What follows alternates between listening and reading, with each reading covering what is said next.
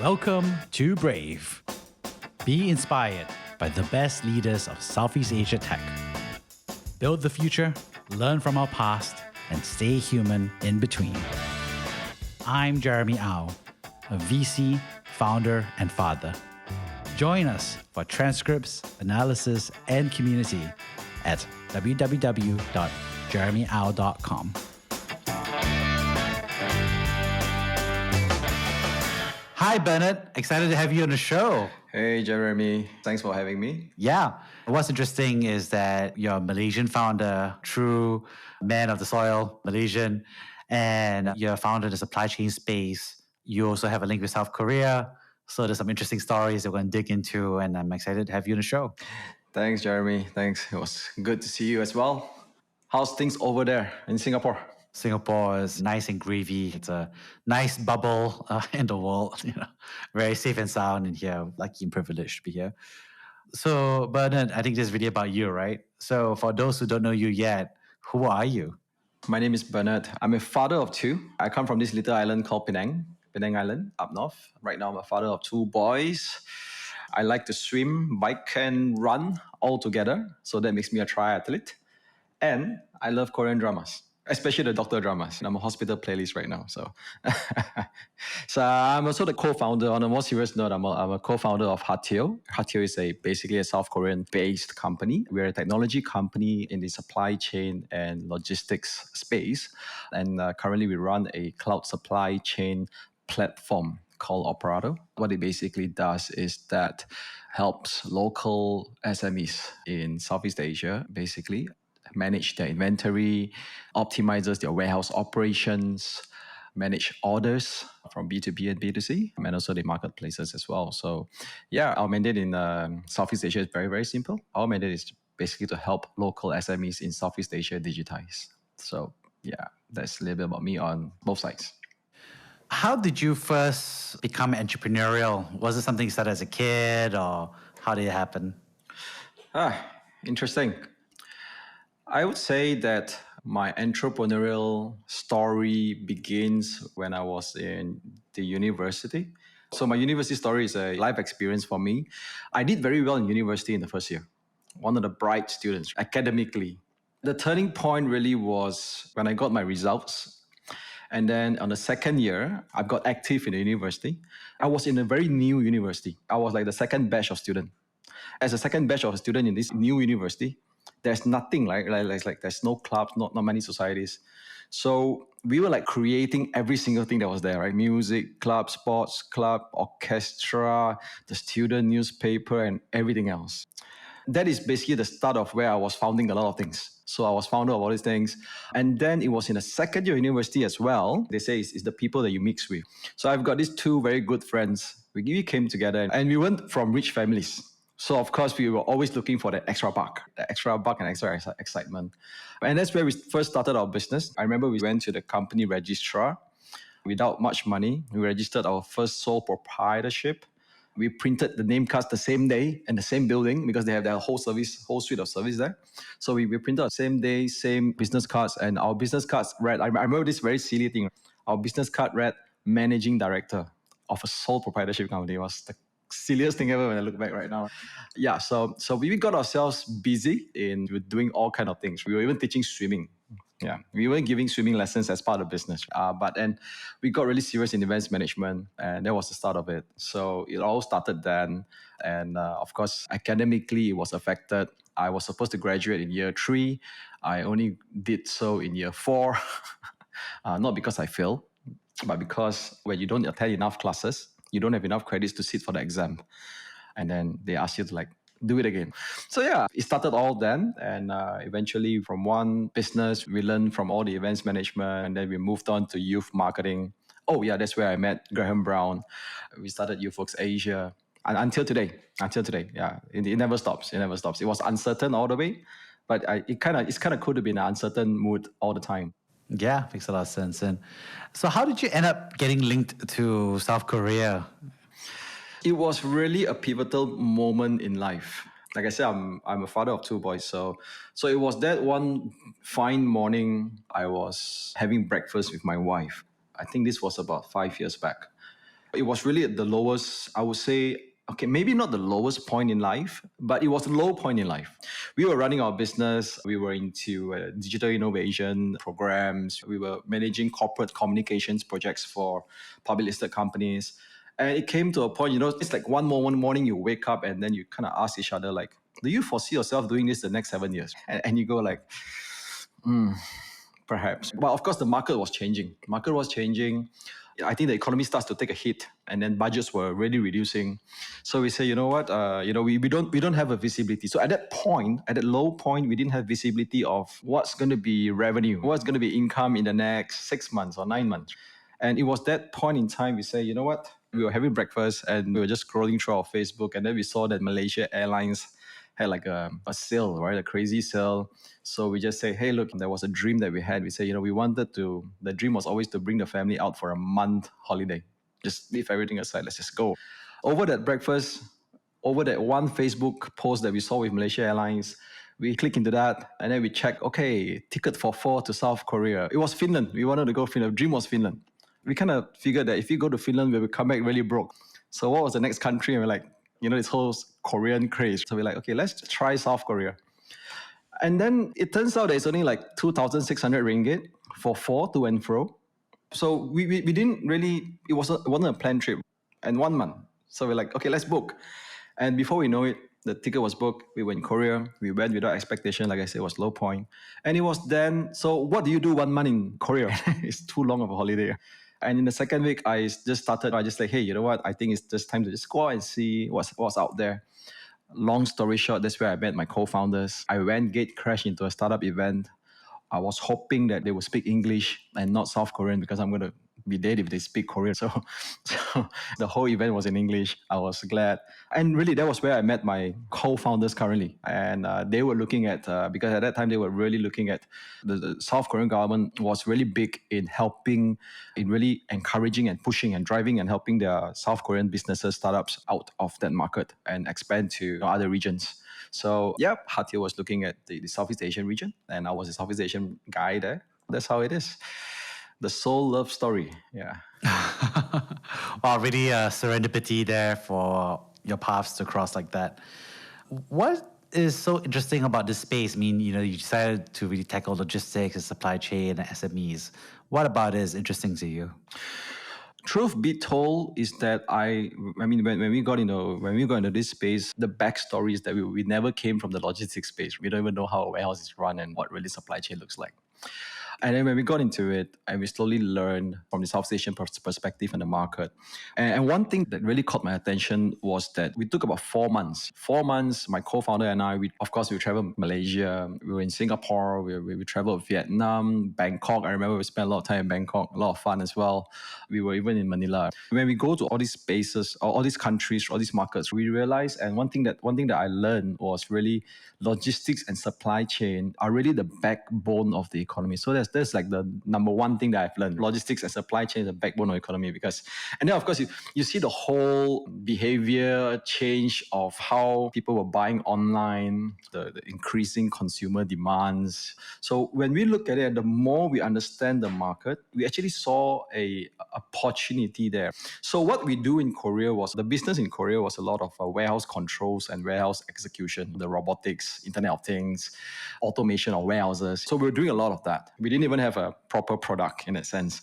And when we came here, we thought that, Jeremy, the whole idea really was to bring all this super cool, sexy robotic stuff that we have into this region, into this regional market. But after that 4 months of intense traveling and talking to a lot of locals, so we were very, very focused with the local SMEs guys. We didn't focus on the multinets and the big boys. And we realized that the market wasn't ready for it.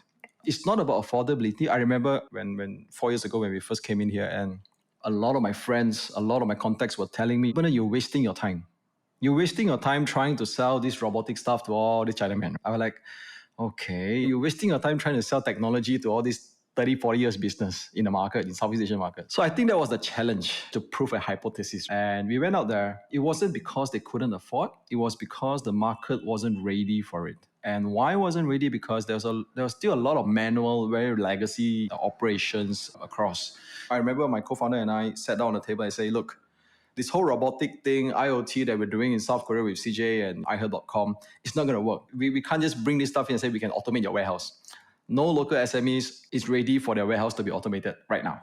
So what do we do? At the same time, that's where we saw the big opportunity of this huge addressable market in the local SMEs, which is to say, hey, let's help these guys digitize, right? That means, you see, all these guys, if you imagine a racing track, all these local SMEs are just sitting on the side like, okay, look at the digitalization or digitization, whatever buzzword you like to use, of all these big companies. And maybe you go first. You go and spend first and let's see what happens.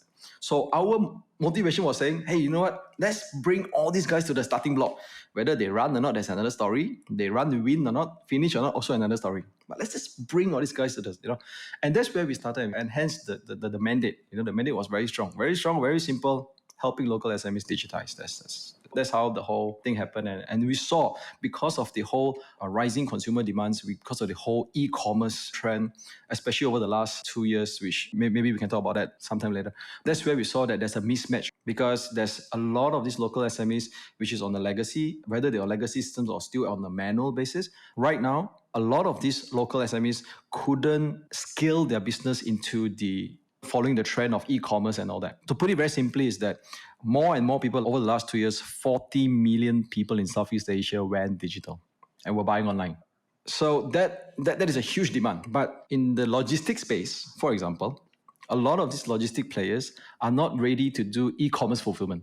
So they're basically losing out. If you look at markets like Malaysia, Singapore, Indonesia, you can see that there's a lot of small little fulfillment centers set up by young people. There's, hey, let's take over this shop lot that just closed down because of COVID, 3,000 square feet. Let's just put some racks in there, put a system in there and connect the marketplace, and let's fulfill for the shippers. We've seen so many of that. So basically, that's where the older local SMEs are basically losing out in that sense. Yeah. So I think that's where we saw the opportunity. Yeah. And what are some myths or misconceptions about this space, SME digitization, especially in Southeast Asia? Couple of things that I've learned. I think I'd like to touch on 2 or 3 of this, is that through my experience of, put it simply, selling a software to the local SME market, is basically what I've learned over the last 2-3 years in this market is that a lot of these local SMEs are not well informed.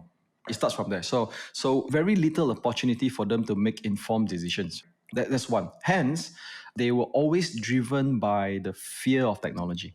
Instead of going towards how technology could empower and scale my business, their thinking was always, if I buy this system today, all the limiting factors come, so they're thinking the other side. So which is why what I learned is that every time I walk into my first sales pitch or to share about Hatio, I will never bring out my laptop. These guys are ready to see a demo. I'll never bring up my laptop. I'll just look for a whiteboard and I say, hey, look, show me your flow. Okay, this is your flow as is, right? Okay, cool. Where is your problem? And I chart all the problem. So we spend 1 whole hour in the meeting talking about their flow and their problem. You can see it most of the time, in fact, all the time, in their eyes, you'll be like, whoa, this is the first time somebody plot out the whole flow on the board and plotting out everything, where the problems, where the bottlenecks are and where the problems are. Then you have to basically educate them and say, hey, look, there's nothing to fear about technology. And because now you're informed of your SE situation, let me slowly bring you to B situation. What's future? The myth of this space, of this local logistics and supply chain space, is people think that technology is expensive.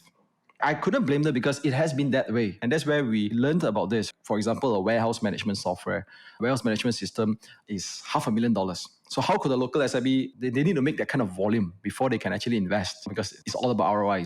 So what we did was we said, okay, look, one of our key formulas in Hatio for the Southeast Asian region is to make it really, really, really affordable, to make warehouse logistics solutions affordable and bring it to the cloud. So, of course, the way we architect it, the way we've positioned it. And then when we go to the market, one of the key things that we will always try to help them understand is technology doesn't have to be expensive.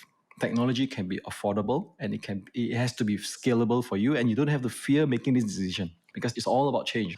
We've always got questions like, I like what you're doing. I can see the potential of this software, this system, or this cloud platform that you guys have. But one question, will my guys understand it? Because the guys behind on the background that's working on the warehouse they're worried that because they're not highly educated. I mean, in the Southeast Asian market, they're not highly educated. Will they understand the mobile, what they see on the screen? What if they do wrong? All those stuff. Yeah. So, but I guess we've managed to help a lot of these guys cross over that point, and now they're basically looking at it. And in fact, I've always been told not label them as a Chinaman, but really, a lot of these Chinamen are really now our biggest fans. They are telling their other counterparts, don't worry, Bernard and team will get you sorted out. And don't worry about whether this whole software thing. Yeah. So I think it's been a fun journey in that sense. Yeah. One of the toughest parts for SME digitization is what you just described, which is about getting the trust, but also getting it implemented, which is a function of that trust. How do you make sure that it's implemented and actually integrated into the actual workflow of the SME versus something they buy and try and then throw away? Yeah, absolutely. You've got the keyword right. It's trust. And it's the ability to develop and build that level of trust with these guys.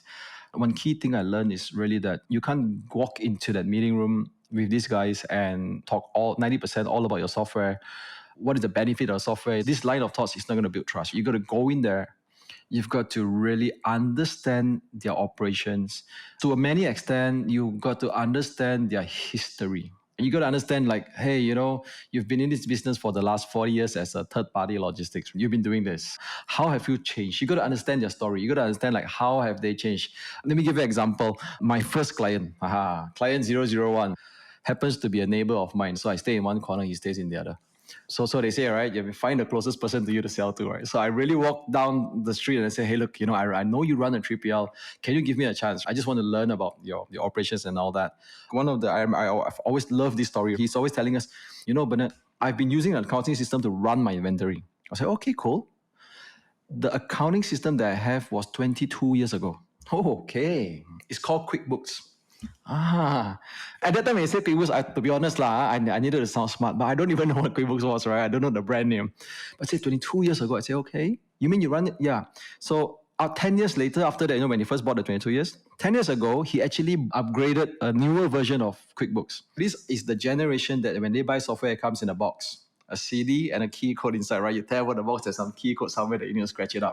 I remember in that office, he took out that box and he showed me, Bernard, this is the box. I said, oh, wow. You know what's the most interesting story about this? This interesting part is, he says, I've never used this version. I said, why? Because when I tried to install it, it never worked. So I quickly uninstall it, keep the box away. And so today, I'm still using 22 years ago version. I'm like, okay. But you see, this is the part where, because I don't position myself as a software seller to this guy, I position myself as, hey, I'm here listening your story here. This is a shoulder. Come, let's talk. Here's a glass of whiskey or here's a bowl of bak kut teh. Okay, let's talk. Tell me your history. And to be honest, when you're sincere and genuine about it, there's so much you can learn from all these stories. There's so much you can learn from all these histories and the way they have basically, like I said, QuickBooks 22 years, QuickBooks 10 years later, and today, there's so much things you can learn. And eventually, just by lending that ear, just by having that conversation and not pitch. So go in with a conversation instead of pitch. So just by doing that, the trust naturally builds in. And this first client, and of course the second client as well, we did the same thing. Our track record, so-called track record, is we had our first two clients signing a contract with us. So two clients, about $500,000, without us having a product. So we basically saying, yeah, we have this whole WMS thing. So we show them some mock-ups and blah, blah, blah. And they say, okay, but do it. How fast can you deploy? We're like, okay, now we don't have a product. How fast can we deploy, right? So we put together we went back to the engineering team and said, okay, how fast? Because you must remember, we never had a WMS. We were doing all these warehouse controls and execution. So we took all the capabilities that we're doing with the robots and all this stuff, all this automation stuff, and we put together all the module and say, hey, this is your WMS. So we delivered in 4 months. We didn't know whether that was fast or slow anyway, but yeah, because the trust was there. So we delivered in 4 months. We went live. And this boom, overnight, this guy who have been 22 years on QuickBooks running his warehouse, by the way, the old version. And today, I remember what Uncle Tan, right? This neighbor of mine, my client 001, his name is Uncle Tan. I call him by the name of Uncle Tan. I remember what Uncle Tan said, when the week after we went live, he said, Bernard, this is my dream come true. I've been dreaming about this software. In fact, I've been writing the whole system in my mind. I'm like, okay. I've been writing, it's like doing the coding in my mind about how a warehouse management system should work like for the last 20 years. You made my dream come true. You see, And I think that that is the very essence of engaging with the local SME in Southeast Asia. And I like to say that Hatio as a team, that's really, I shared with you earlier, since day one we're in Southeast Asia, we have this tagline, hashtag or mantra in our office in the team and says, hashtag relationship matters. And then we say, you know what, just keep focusing on that, just keep going there. And I tell you this, Jeremy, every Monday morning, I walk into the office, we have our senior leadership team meet, and we have a small mini town hall, whoever that's in office. And I will never fail to stress it to the team every Monday morning since the first time we started in Southeast Asia until today. I say, hey, look, I might not know what I want for Hatio, or I might not know what Hatio is going to turn out to be, but there's one thing I damn sure what I don't want Hatio to be. I don't want us to end up being a software seller. That's the last. Let's not go out there and be a software seller. Here, here's a box, here's a CD. No. That's been our guiding light all this while. Yeah. Amazing. But when you think about that guiding light, I'm sure there must have been some tough times along the way. Could you tell us about a time that you have been brave? Tough times, yep, a lot of it. But I think a time that we've been brave really is, I go back to the first starting story, which is I was just having lunch with my brother-in-law 2 days ago, and we were just talking about life. It was really somehow or other, it went back to the Korean trip, the Korea holiday that we had. I was telling him, I was sharing with him, I said, you know what? When we went for the 1 month holiday, of course we call it holiday, and we were posting it over Facebook. It's like day 1, day 2, day 30. I remember day 31 in Incheon Airport and I was posting it. When I came back, a lot of people thought that, whoa, Bernard, you must be doing damn well, right? You guys must be doing so well that you can just leave everything and go holiday for 1 month. Who can afford holiday 1 month, especially in this time, blah, blah, blah. That 1 month holiday that we took, then it was not because we were doing so well, but it was because we were at the lowest point in our life. I mean, okay, maybe not lowest, but it was really in one of the low points. Low points of waking up and saying and asking each other, do you foresee doing this the next 7 years? Or where is our next income, right? Where's our next contract going to be? How are we going to hit our next breakthrough? When financially you're not that strong, or rather, when there's a little bit of loss of direction in life. And because my wife and I were in the same business, she's like my best partner in crime.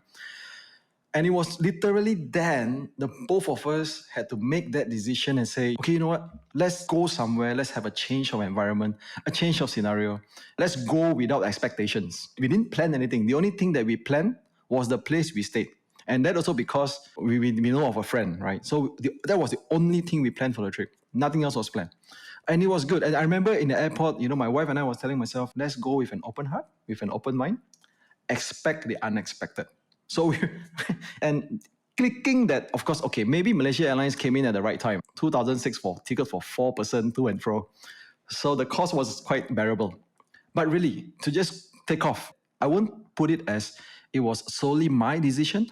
I think it was really because I'm so blessed and lucky to have a partner in crime who also shares the same mission and shares the same thinking process and say, okay, maybe we can take this risk for once and do something crazy. Instead of trying to figure out what's the next business model, who's our next client, who should we pitch to, what should we sell, let's just go. Let's just leave and take off. So yeah, we came back with Hatio.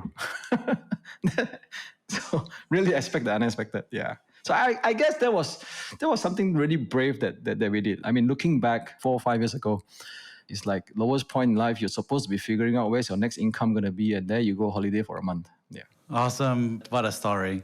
Thank you so much for sharing. I love to wrap things up by sharing the 3 big themes I heard. The first, of course, thank you for sharing your perspective as an expert in SME digitization. So I think, the thought that you have around your background, why you care about it, and the different ways to approach it. I also really like the second thing is that your approach to selling before building. What a great story about building trust and selling to the person who's closest to you. The fact that you're able to build the warehouse management software of his dreams is a nice way to make someone's dreams come true. And lastly, of course, thank you so much for sharing a lot about the serendipity of your holiday, about how it was at your low point, and yet it somehow helped birth the startup that you are now a co-founder of. And it's just amazing to hear how luck or blessing or whatever you want to call it really play a part in making all of it happen. Thanks for allowing me to share this. We closed our round in March this year. We closed a small little round, just enough. So I was taught, because see, my co-founder is not it's not same age as me, right? It's not the late 30s, mid 30s, or gung-ho. He's 56. Mr. Nam is 56 in Korea. So we're very grounded. You know how a father would ground you? And so we've been always taught, we have this mindset that raise enough money, right? You raise just enough. Don't raise money that you don't need. And we just closed a round in March this year, a small little round. It was really these stories. I remember I was like, we prepared the whole pitch deck. Okay, yeah, we run through the important points. But it was really these stories that it really affirms the conviction of really going out there and build the real trust. Don't just go out there and sell. Go out there and build a real trust. Have real conversations with people. Be human. There's a lot of things about buzzword of humanizing technology, kind of thing. But really, it's all about really being human. Have good conversations out there. Be real. Build those trusts. Build those relationships. And yeah. And that's how actually we close our first round as well. So we're lucky again. Thanks for having me on the show, Jeremy. It was nice talking to you. Thank you for listening to Brave. If you enjoyed this podcast, please share this episode with friends and colleagues. Sign up at www.jeremyau.com to discuss this episode with other community members in our forum. Stay well and stay brave.